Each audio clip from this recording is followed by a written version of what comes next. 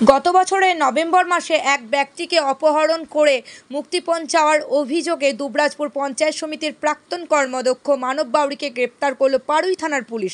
গতকাল তাকে সিউড়ি আদালতে তোলা হয়। প্রসঙ্গত, অপহরণের ঘটনায় একাধিক জনকে গ্রেপ্তার করে পুলিশ। ধৃতদের জেরা করেই মানব বাউরির নাম সামনে আসে বলে পুলিশ সূত্রে খবর।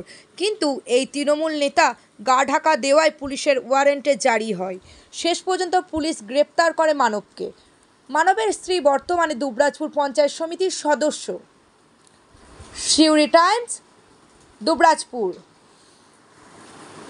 মানব বাউরি তৃণমূলের প্রাক্তন কর্মাধ্যক্ষ পঞ্চায়েত তাকে তো গ্রেপ্তার করা হয়েছে। দেখুন, বর্তমানে মানব বাউরি কোনো সদস্যই নয়, সে বিগত দিনে ছিল। তবে একটা বেশ কিছুদিন আগে একটা মামলা হয়েছিল পাড়ুই থানার, সেখানে একটা র্যানসাম আদায় করার জন্য একজন ব্যবসায়ীকে তুলে নিয়ে যাওয়া হয়েছিল। সেই ঘটনাতে নাম ছিল, একদিন পুলিশ ধরতে পারেনি, এবার ধরেছে, তাকে ধরে চালান করেছে।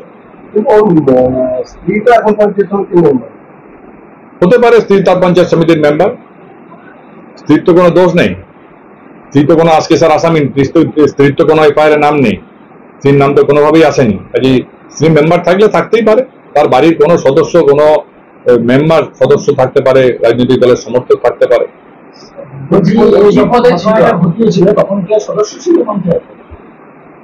না, তখন সদস্য ছিল না, ও একটা কর্মাধ্যক্ষ ছিল। হ্যাঁ, ও একটা পঞ্চায়েত সমিতির কর্মাধ্যক্ষ ছিল।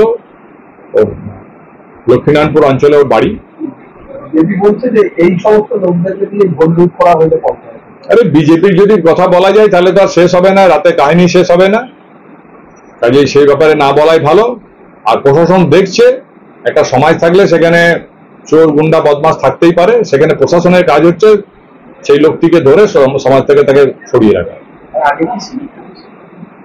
এটা বলতে পারবো না আগে সিভিক পুলিশ ছিল কিনা, তবে বেশ কিছুদিন সঙ্গে সময় ধরে তার সঙ্গে দলের কোনো যোগাযোগ।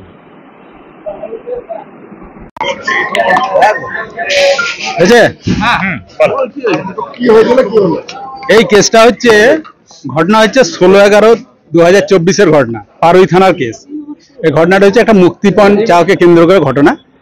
তাকে নিয়ে গিয়ে আর্মস দেখিয়ে মুক্তিপণ চেয়েছিল, এই ঘটনাকে কেন্দ্র করে এই ঘটনাটা হয়েছে। এবং সেই পরিপ্রেক্ষিতে আজকে একটা আসামিকে পাড়ুই থানা অ্যারেস্ট করে চালান করেছিল। এটা ডিফেন্স সাইড থেকে বেল চাওয়া হয়েছিল, বেল ক্যান্সেল হয়েছে এবং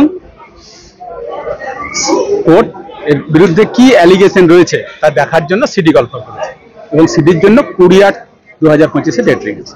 কতদিনে জেলে পাবে? এই তো আপাতত 20/8 পর্যন্ত। 20/8।